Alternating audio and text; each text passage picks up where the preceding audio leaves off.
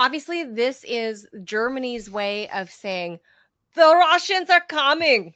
Yeah. They're Although, coming. although when I study my history, usually from the Russian point of view, it's the Germans are coming. But Yeah, I mean, historically, yeah, that's how that's kind that of been the case. goes. Yeah. That's kind of been the case. But for me, I view this as more evidence that globally, the problem is war is a racket. And that even though the Russians are not coming, the groundwork has been laid since 2022, even before that, actually, before Russia's special military operation even began.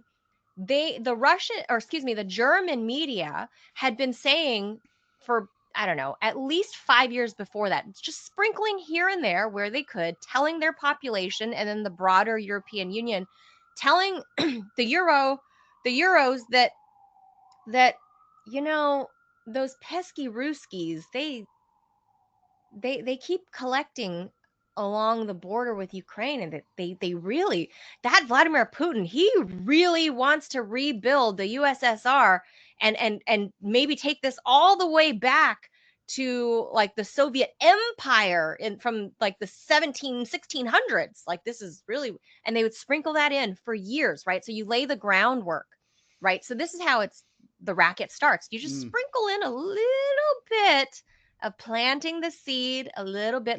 So now that the war is in operation and we're seeing it daily, even though Americans are growing tired of it, the Europeans are now, because it's, in their territory, they're like, oh my God, the Russians are coming.